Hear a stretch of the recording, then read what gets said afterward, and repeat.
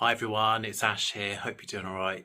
Long overdue, but here we go. This is a very brief, and I mean brief, history of Sky digiboxes, and there's a lot to go through. So without further ado, let's get cracking.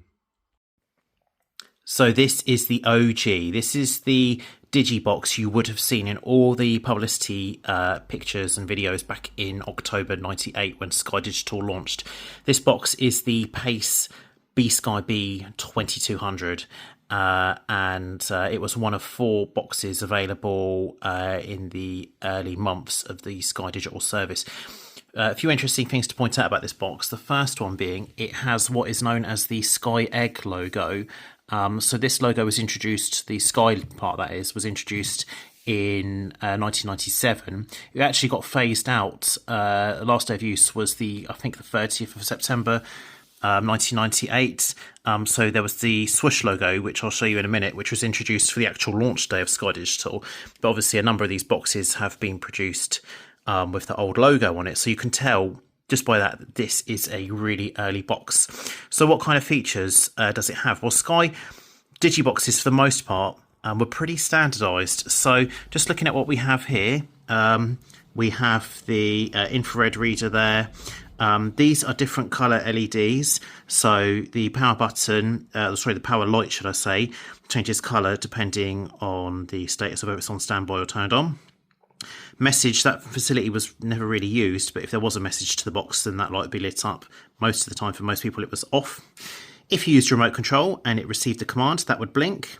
And then the online button, these boxes had modems in them. So if you were ordering a pay-per-view movie or doing something on Open or one of the interactive services, then if it needed to go online, that light would be lit, but otherwise that was also off. Then you have your card slots. No flaps on these first generation boxes. So the Sky viewing card would have gone into this slot here. Then you have your interactive card slot, which wasn't really used, but nevertheless, it was there.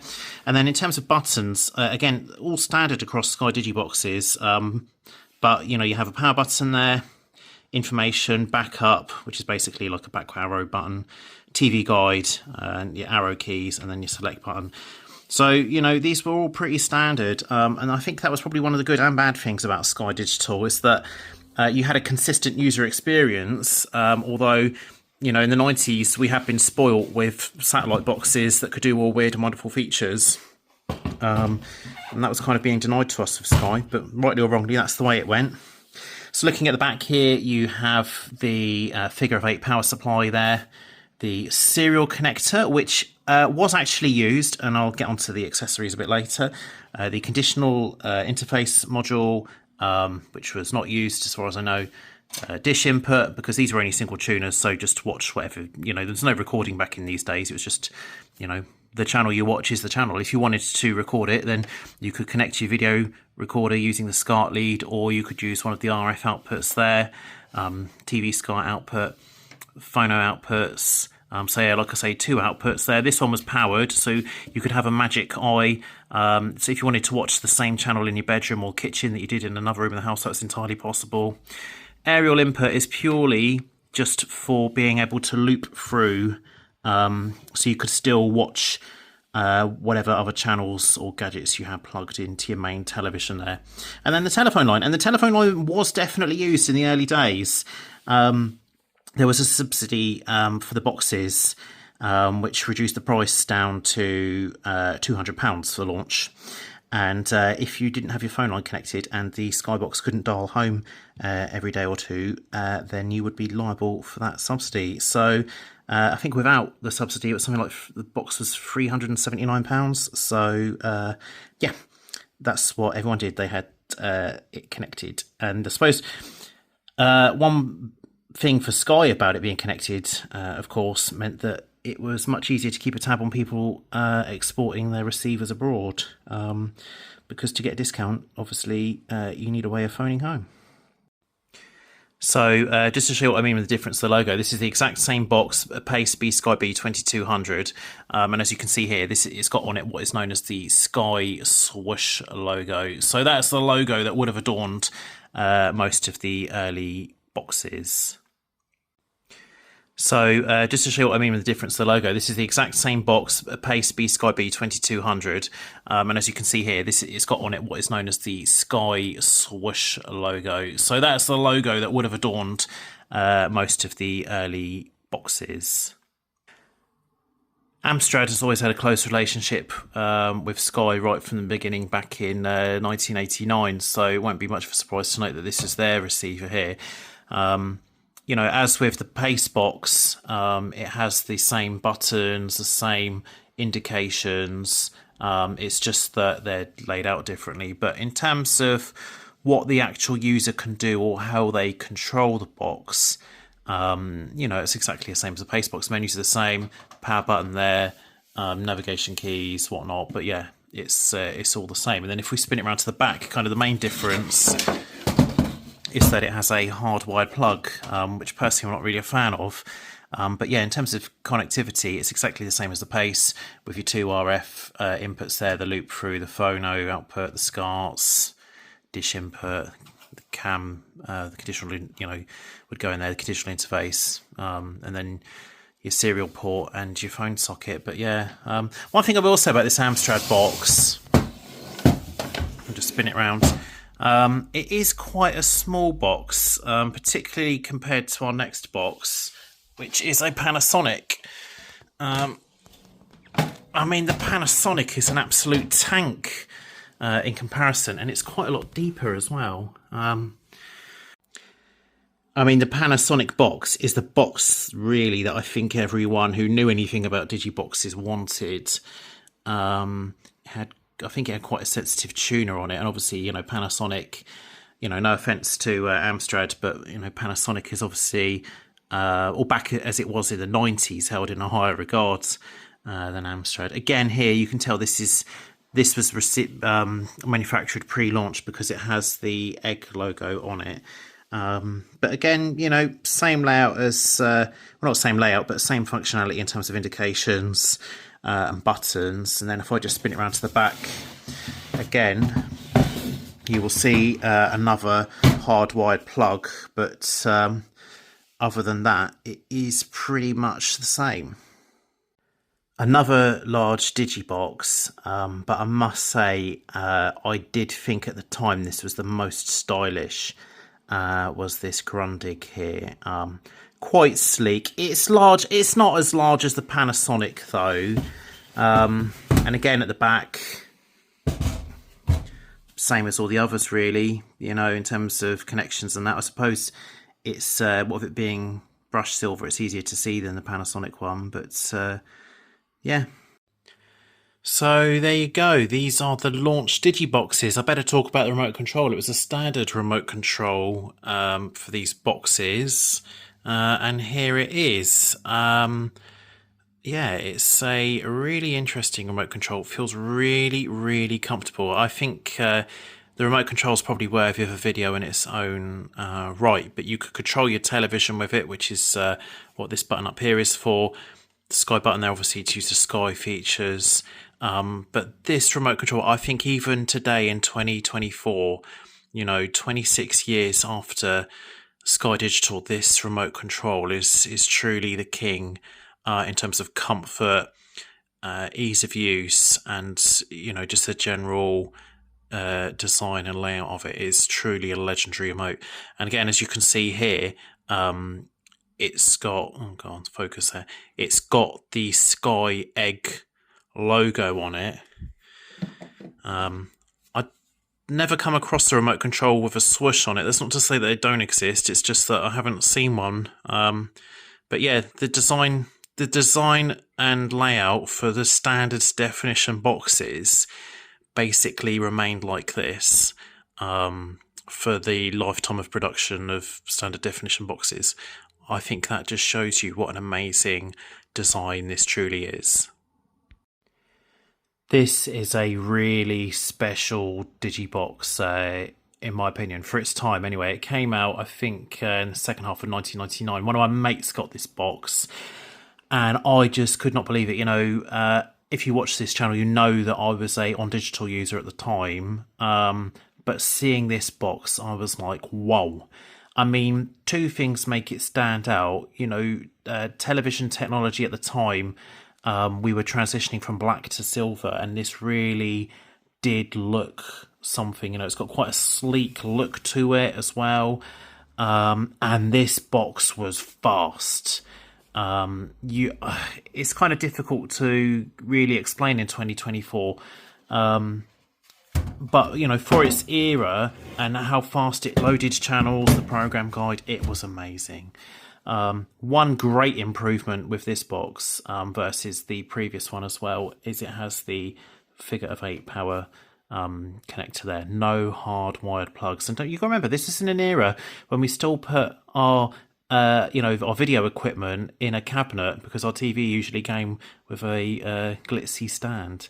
So yeah, well done Panasonic. This box here was truly legendary, and to some extent it still is, because this box, in fact, to be fair, the other boxes that I'm showing you, they all still work. This was the third Panasonic box, so a bit more of a plain design perhaps, but you know, rocking that silver theme there.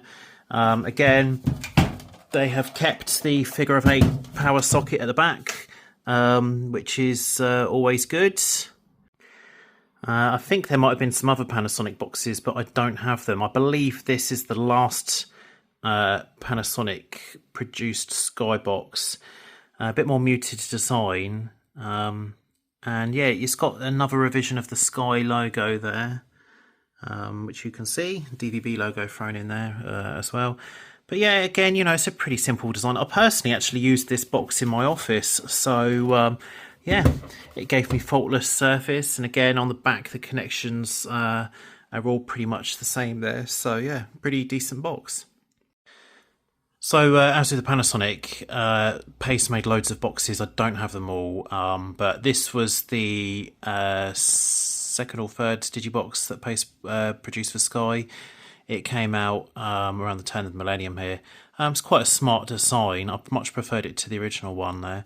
And you know, as with all the other boxes, connectivity is of course the same around the back, the usual connections there. I think this box was possibly mid to late noughties. Again, a bit of a giveaway here is the updated Sky Digibox logo. But I mean, wow, this is quite a sleek box from Pace here. And you can see at this point, kind of technology's transitioned from being silver to being white. And again, if we look at the back, no different to any other Pace box. So if you got standard definition Sky in the late noughties, possibly early teens, your digibox would have looked like this. The nickname for this style of box is the Flowline, and you can kind of see here it's got a bit of a wave to it there. It's an all plastic casing, it's all white, again it's of the era, but just like those early boxes from the late 90s, you still have the same manual controls, you still have the same notifications. Kind of the major difference with the Flowline style is you have this flap for your smart cards there, although I don't know if you can really see it on the camera. There is an exposed slot there for the interactive card, although like I said earlier, that feature wasn't really used. This particular Flowline box is made by Pace, which is why I'm showing it to you now.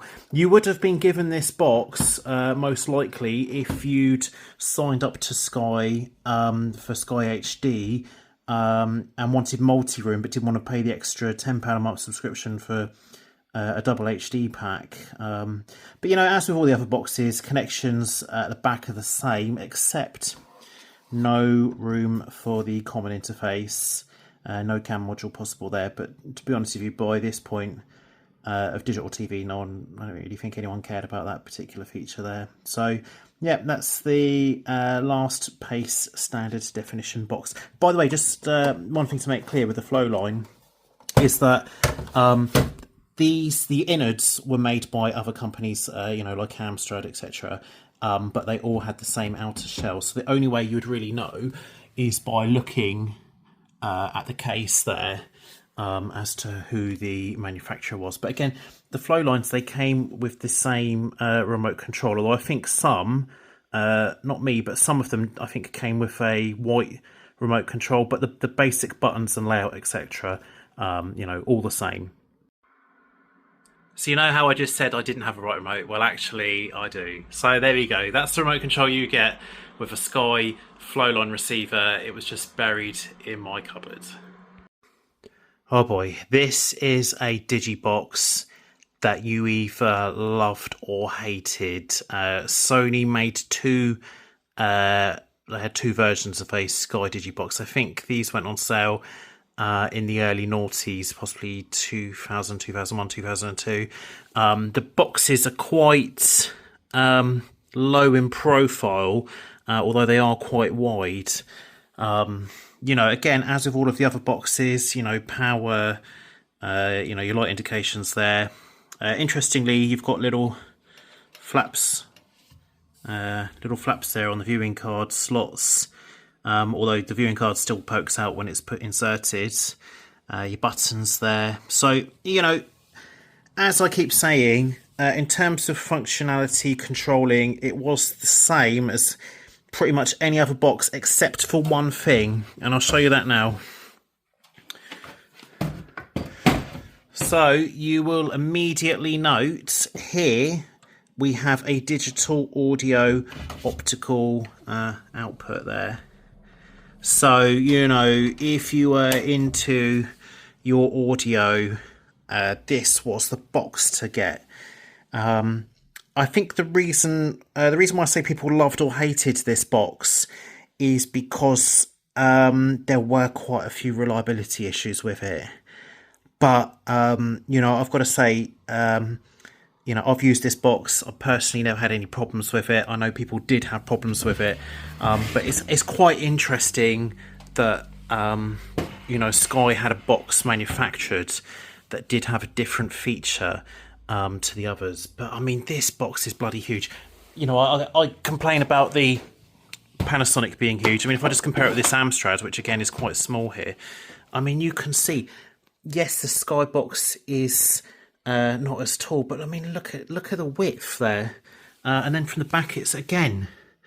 So although back then I guess you got to remember televisions were huge, but yeah, that's the Sony box that people either loved or hated, the Marmite box, you might say. Actually, that's reminded me, as well as the Sony box, I don't have it, but I think Grundig made a box that had a S-video output on it, which is pretty cool. So after a little while, the Grundig name was dropped and Thomson name used instead. This was a box I got, I think, around 2004, 2005 or thereabouts. It has a pretty minimalist vibe to it, and I don't know if it really shows up on camera, but it is really silver, like reflective silver. But yeah, you know, this one's got all the buttons condensed on the side there, notifications, pretty self-explanatory, nothing special around the back. But yeah, that's one of the Thomson boxes. So unfortunately I don't have the original Sky Plus box, but what I do have is the second generation Pace Sky Plus box. So this was a standard definition satellite receiver that had two tuners and a hard disk on it, so you could, as well, you know, personal video recorder, you could record programs without videotapes. So when you look at this box, what we have here is we have a flap for the viewing cards to go in. Oh, it's a bit stiff to close. Interactive card slot, but now we've got controls to rewind, stop, record, play, pause and fast forward. You get a red light there if you're recording, a blue light there if you are watching something back. This bit spins round as well, a bit of like a, you know, status symbol, and then your manual controls there. So if we spin it round, you're going to see something a bit different from the standard definition boxes. So we've got our figure of 8 power supply, a fan, which is a common feature with these boxes. Telephone still being used, aerial loop throughs, SCARTs, audio, and then a standard feature I think for all the Sky Plus boxes S-video. So whereas you only found it on the Grundig satellite receiver, all the Sky Plus boxes had it, a serial port, and again optical audio output. So whereas we only saw that on the Sony standard definition one, we're seeing it now on the Sky Plus boxes. And then conditional interface, which obviously, like I said, not used, and then your twin satellite inputs, because of course for two tuners you're going to need two different feeds from your LNB. So this is a Thomson Sky Plus receiver. This would have been from the mid-noughties. Like with that paste box, you have the playback controls there, the navigation controls there for the box, interactive slot. Now this is a real pain in the bum to open. It's probably more of a reflection of its age than the quality. But you'll see there we have a USB socket. I don't think that was ever used for anything. And there's your viewing card slot there. And then if I just spin it around at the back, God, this thing weighs a ton. Oh, this was an 80 gig version, by the way, so it had, for its time, it had a decent hard disk on it. Telephone socket, RS232, your RF output and loop through there, your two dish inputs, conditional access, another USB at the back for some reason, who knows. Another optical output there, your S-video, your phono, SCART, and your figure of 8 power supply. So, for its era, this box basically had everything you needed on it. I mean, these are my only two Sky Plus boxes, but I mean, by now you're guessing a theme with these Sky boxes. They're all pretty similar, all pretty consistent. On the subject of consistency, this is the Sky Plus remote. So you see it has everything that you have on the original remote, but you have this little island here that has your playback controls on it. So yeah, really nice remote control. So here we have a Amstrad Sky HD box, the DRX890, I think. Yeah, this is not the first Sky Digibox. I did have a really early one. I've lent it out to someone, and I don't have it here, but the original one was a lot bigger than this. It was huge. Think Panasonic huge. It was a beast. By the time this point, the second generation of Sky HD boxes come along, they were a lot more sensible in size. But keeping on with that theme, functionality, controls, your notifications are all the same there. What's gone is the interactive card slot. The viewing card just goes there. Again, USB, who knows why that's there.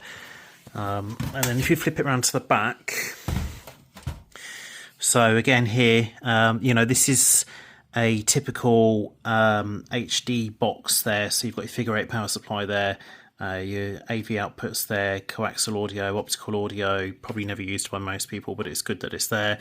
Your dish inputs, your RF outputs, of course HDMI needed, Ethernet socket for your video on demand, USB. Again, the SATA connection I don't think was ever workable. I'm sure if it was usable, someone will let me know in the comments. Telephone line and serial socket there, and of course SCART lead, because back in the late noughties people were still using CRTs or LCD TVs that had SCART connections on them. One thing this box doesn't have, that early boxes did have, is component video output. So those boxes were desirable in the early days, but sadly I don't have any boxes that have the component output on them. So when you got a Sky Plus HD receiver, the standard hard disk size was 500 gigabytes. There was a 2 terabyte version, which is this one here. And you can tell they're 2 terabytes because they're all black, and you've got this handy little reminder there. Sky Digiboxes for HD were made by various manufacturers in the early days, but then after a while Sky purchased Amstrad and just took the whole manufacturing thing in-house. But in terms of features, layout, etc., nothing's really changed there. You've got your viewing card slot there, USB, your controls, and then if I just spin it round, so again here, nothing really different other than the layout really from the other box. One thing that Sky did do actually to make the experience easier for their customers, and I dare say installers, you had your colour-coded inputs. So you'd be supplied with an HDMI cable that would have a pink plug on it, so you knew that the pink plug went into the pink socket. same with the Ethernet cable on telephone, which I thought was a nice touch there. But there you can see there you've got the Sky logo on it, just to show you that they are now manufacturing the boxes. So that's the 2 terabyte box. This is the Sky DRX890 WL. So it's a 500 gigabyte hard disk. What you might notice is different from the other ones is we have this WSP button, because finally Sky boxes had Wi-Fi in them. I think that was introduced in the early to mid-teens. But there are a few changes in terms of the hardware. So you see here the USB has gone now. Just we've got a, I don't know if you can really see it there on the camera, we've got the viewing card slot but no USB, and things have also changed around the back. So you can see here it's a lot more simplified. So you know, the SATA has gone there, no RF loop through anymore. You know, we still have the audio outputs, which is quite cool. There's no telephone socket connection either, so Sky did eventually give up that requirement to have your box connected to a phone line. And to be fair, you know, from the late noughties, it wasn't really enforced anyway. And then one new thing is the I/O port, but again, I'm not really aware of what that was used for. It may well have been for some kind of Magic Eye accessory or something like that. If you know, let me know in the comments below. But yeah, so you can see here, made by Sky. But this is kind of like, you know, there may have been other HD boxes after this one, but in terms of what they look like or the user experience, it was basically like this. So of course, as time marches on, the Sky platform settles with HD, the boxes start to lose features. So this is an updated DRX595, and from the front it looks exactly the same. You just have to trust me, inside the viewing card slot is exactly the same. And then if you spin around to the back here, you can see by now we've lost that telephone socket, because like I say, it wasn't really being enforced at that point. I think there was an evolution of this box that might have had wireless connectivity on it. I'm not 100% sure, but yeah, this was basically the last of the non-recordable Sky boxes, and it's a really small box. If I just compare it to an HD box here, see what I mean? It is a really small, tidy little box there. So I suppose at this point I need to talk remote controls, don't I? And now we've gone for an evolution of the Sky Plus remote. So you remember me saying this is the Sky Plus remote? Well, the Sky HD remote is like the Sky Plus remote, just a bit more refined. It's got a silver inlay in there. The buttons are a bit further apart, but yeah, it's carrying on the same. It has the same feel to it. You know, the same control. Still controls the television. It just feels like a really great remote control. And even though these boxes at the top here, even though these couldn't record, you still got this remote, because Sky had just standardized on remotes at this point. So you still got the remote. These buttons did nothing, but they were there. If you got the 2 terabyte box, the only difference is you got an all black remote control. Now Sky did do special edition boxes, both standard and high definition, that had skins on them. So you can, in fact, you can see them on eBay. They may be wrapped. The remote controls may be wrapped, but you know, they're basically the same boxes, same functionality, just with different skins on them. You know, if you're under the age of 35, you probably won't believe this, but we used to send emails on our televisions, which is why the modem connection was really helpful. Now you could use your Sky remote to just do it text message styly, you know, push the 2 button 3 times to get a C and so on, but that would take forever. Or you could buy this keyboard, this open keyboard. I mean, it is huge, just to show you, like, in comparison to the side of the box. But what it did mean is that you could nicely put it on your lap, as I'll demonstrate here. There you go. You could put it on your lap, and you know, these are proper keyboard keys. You know, it does feel nice there. You can still control the television with it, by the way. So you've got all of the you know, the bits and pieces that you need. Look, instead of function keys, we've got channel up, channel down. So I mean, you've got everything you need on this. I mean, this is a really cool keyboard. I mean, as with everything, it's of its time there. Battery port at the top there. But yeah, you know, these keyboards were they were really cool. Now, say for example that keyboard you felt was too unwieldy, then there was another option available to you. And what we have here, I'm not too sure what the name of this remote was. I actually just got this remote for free because Sky were doing some kind of offer, but I mean, this is blooming huge. But on this side, it looks like a normal Sky Plus remote. And by the way, you can reprogram these. This and the other Sky remotes, you can make them work on the standard definition, the high definition, the Sky Plus box. You can't make them work on Sky Click Q as far as I know, but they're all reprogrammable. But this box is this remote's party trick here. Look, you can open it up for a much more compact keyboard there. So if you thought the open remote was too big, then you did have another option there. But like I say, if we just look at it here, I mean, it is a bloody giant. But nevertheless, you know, in fact, let's compare it to the original remote there. So it is quite a bit larger, but nevertheless, does the job. One thing I will say about the Sky remote keyboard, the foldable one, is that, you know, obviously I was a big on digital fan, but the on digital email remote was bloody horrible in comparison to this. This feels really nice. It has a nice weight to it. The keys feel nice. It just, you know, it feels like a lot of effort's gone into it. Whereas this on digital remote, you know, it's just not as nice. It's, the keyboard feels a bit more creaky. You've got this bit of plastic here that doesn't serve any purpose. So, you know, I love on digital. You know I always love it, but this was the better remote. Sorry, guys. Here's a question. Who knows what this pyramid-shaped thing is? Just got Sky logo on the top and a power button, or power light, should I say, at the bottom there. Any ideas? It's actually the transmission station for a Sky Gnome.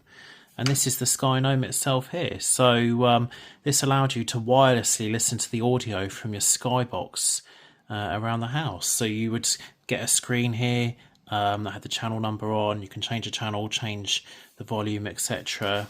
You've got your stereo speakers at the back. These things do have batteries in them, but they're integrated batteries, so you do need to recharge them with the power cable that you got with the system there. Line out there if for some reason you wanted to wirelessly feed audio into another system or something or another. But yeah, they're good little it was a novel little idea, shall we say, in the days before you know, we could stream wirelessly on our, you know, little Amazon speakers or whatever. It was a good alternative. And here is an example of that serial port being used, because if you had the base station for the Sky Gnome, which obviously you needed for the system to work, you plug in the data cable into there, which then communicates to a serial port. And then in terms of changing the channel, that would be done through this like Magic Eye accessory. So you could still have your second output for your kitchen or bedroom or whatever, and you could still pass through those Magic Eye signals as well. But yeah, that was how the channel got changed if you had a Sky Gnome. And again, you know, obviously because these are single tuner boxes, you can only listen to whatever audio is coming out on the television, right? So there was no real trickery or anything like that, but nevertheless, a nice touch. So this is my current living room Sky box. It's a Sky Q 1TB box. There's also a silver version which has a silver strip along here, which has a 2TB hard disk. Because it has the requirement to work with a wideband LNB instead of a universal LNB, which the other Sky boxes need. It does mean that you can record multiple programs at the same time rather than just two, which is a neat feature. In terms of what you can actually do with the box, on the front, not a lot. You have the WSP button here.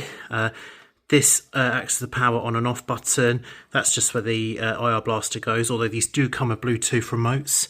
And there's a Q indicator light, which flashes blue when you are watching something back playback. And then if we look at the back of the box, So much more simplified. Obviously you can tell that I'm still using this box here. So you have your high and low, sorry, I'm just trying to get the focus right here. You have your high and your low connections there. Again, figure 8 power socket. In fact, you know, earlier when I was saying about the cables being color coded, here's a perfect example of it. The HDMI cable, Ethernet if you don't want to use Wi-Fi, USB again. It does emit power, so it's handy I suppose for charging things up, but I'm not aware of anything you can do with it. Optical connection there, and of course it still has the fans, although these are much quieter than on the early HD boxes. And lastly, this is a SkyQ mini box. So there's not really a lot to these. They're just a slimmed down version of the main box here. For your IR blaster there, power on and off, WSP button, no viewing card slot on these because they're reliant on the main SkyQ box there. But again, all you really need here, you can use Ethernet if you want to, but just a case of HDMI, your figure 8 power cable. Now, you can actually plug in a 3.5mm jack into that socket. If you don't have HDMI and you need SCART or a phono input, this does actually have an analog output on it. I've used it, it's pretty crappy, but hey, it's available, which is a good thing. So this is what the SkyQ remote controls look like. These two are the early ones. This is a more recent one here. This remote control has got to be one of the worst remotes in the modern era of Sky. It rolls around, it's no real support to it, it doesn't have that fake rubber backing which the others have, which just makes it feel nice in the hand. You have this touchpad here which I never could really get on with. It was either too sensitive or not sensitive enough. It has voice searching, so you push the button in, you talk into the microphone there. This is the remote control you'd get with your Mini, so you'd get that with the main system. This would come with your Minis, although you can reprogram them to work with each other, no issues there. They can't work with non-SkyQ boxes, but they will work with each other SkyQ boxes, that is. This remote here, push the button in again, talk into the microphone there. If you got a later SkyQ system, I mean, Sky aren't really selling SkyQ anymore. I mean, you can get it, but Sky would rather get you on Sky Stream. But this is a recent remote control here. It's much improved over the other two, although I still wouldn't say it was great as the classic Sky remotes I showed you earlier. Push the button down here to talk into the microphone though. These remote controls can control your television, although it's a bit more limited in what they can do. So you can control the volume, you can turn the television on and off with a long press of the button, and then you can change input here. Or up here on the newer ones. So yeah, they're okay, but I think it's just the way modern remotes are going. I mean, look, stuff like this, I mean, this is for my telly, it's just rubbish. You know, for my hi-fi, they're just, I don't know, we seem to have gone backwards with remote control design, but I guess that's a video for another day. So there we go, a bit of a trip down memory lane. I hope you enjoyed watching this as much as I enjoyed making it. What are your Skybox memories? Let me know. What do you want on the channel next? I have promised that world space video for like a year, so I guess I need to do that sooner rather than later. But yeah, any comments or suggestions, let us know. See you soon. Bye.